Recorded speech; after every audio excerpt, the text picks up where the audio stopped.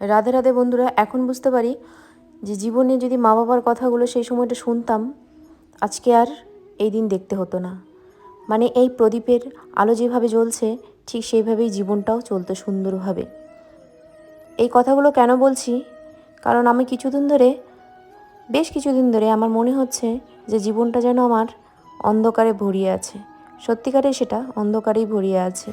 এতদিন চোখ কান খোলা মানে ছিল, কিন্তু নিজে বন্ধ করে রেখেছি আর কি, বুঝতে পারিনি।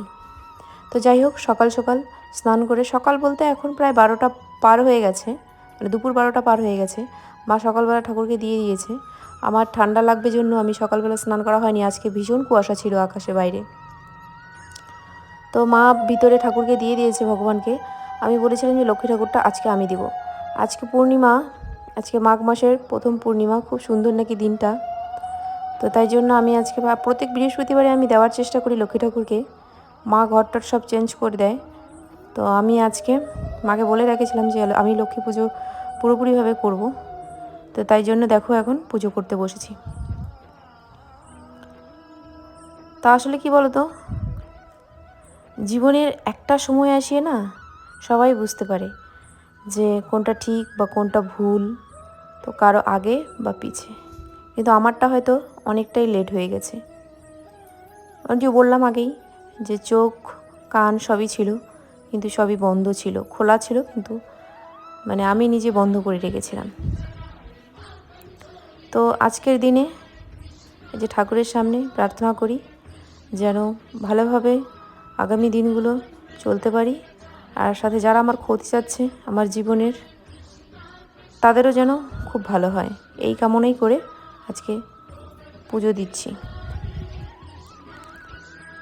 আমরা যতটা মানুষের পিছনে, মানে অন্যের পিছনে, অন্য কে কী ভাবলো, কে কী মানে কোনটাতে খারাপ লাগলো বা কোনটাতে সেই লোকটা খারাপ পাবে, সেটা ভাবি। কিন্তু নিজের কোনটা ভালো নিজের কোনটা খারাপ সেটা কখনোই ভাবি না। নিজেরটা যদি ভাবতাম, নিজেরটা যদি মানে নিজে বুঝেই যদি সব কিছু করতাম, তাহলে জীবনটা অনেক অনেক সুন্দর হতো। কিন্তু আমরা সবসময় অন্যকে নিয়ে ভাবি, তাই জন্য জীবনে অনেক কিছু থেকে পিছিয়ে পড়ি। আসলে রক্ত মাংসে মানুষ গড়া তো আমরা, তাই জন্য কথাগুলো খুব গায়ে লাগে। এটাই হিংস্র যে যতক্ষণ না পর্যন্ত তোমাকে একদম ওই জায়গা থেকে দুমড়ে মুচড়ে, একদম একটা জায়গাতে তুমি পৌঁছাবে, সেইখান থেকে মানে দুমড়ে মুচড়ে ফেলছে না, ততক্ষণ মানে তো ওনাদের শান্তি নেই। তো তুমি বাধ্য ওখান থেকে কিছু কিছু মানে এত কথা, মানে আমরা ওই বললাম মানুষ তো, তাই সহ্য করতে পারি না। তো যাই হোক, সেই সব কিছু পিছিয়ে আজ থেকে আমি প্রার্থনা করছি যেন ঠিকভাবে চলতে পারি।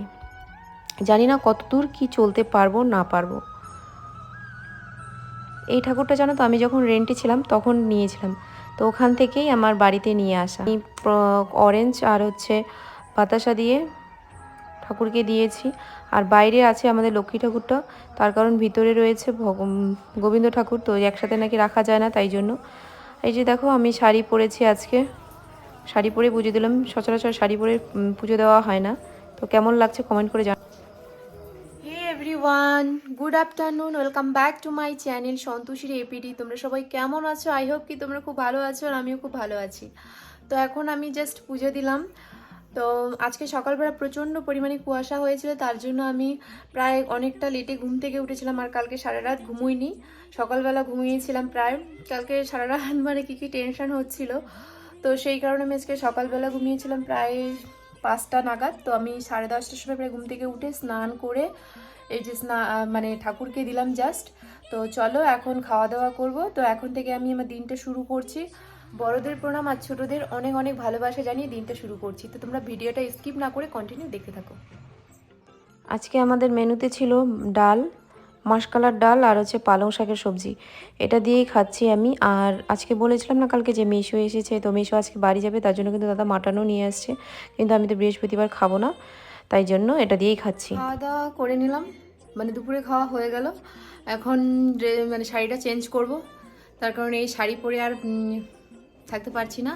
আর শাড়িটা তখনই খুলতাম, কিন্তু খুলিনি, তার কারণ কটা ভিডিও বানানোর ছিল। ঠাকুর পুজো দিয়ে আগে খিদা লেগেছে, তার জন্য খেয়ে নিলাম। খাওয়ার পরে কটা রিলস বানালাম। এখন হচ্ছে চেঞ্জ করব, তো চেঞ্জ করে তারপরে তোমাদের সাথে দেখা হচ্ছে কি করছি না করছি। এখন চলে এসেছি রোদে, যে বাড়ির সামনে রোদে বসে এই যে কমলা লেবুটা খাচ্ছি। আর দেখো আমি ব্লাউজটা খুলিনি, তার উপরে নাইটিটা গুলে নিয়েছি, কারণ এই ব্লাউজটা আমাকে ধুয়ে দিতে হবে, কালকে ধুয়ে দিব, তো আজকে পরে নিই।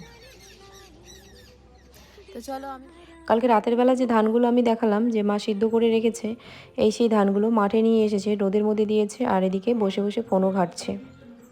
তো আমার মেসোও চলে গেল, আর এখানে মা বসে বসে এই যে ধান এদিকে একবার ঘাঁটছে, একদিকে ইয়ে করছে, আর এই যে দাদা চলে আসছে মেসোকে রেখে, মানে গাড়িতে ছাড়তে গিয়েছিল, সেখান থেকে এসে এখন বাড়িতেই।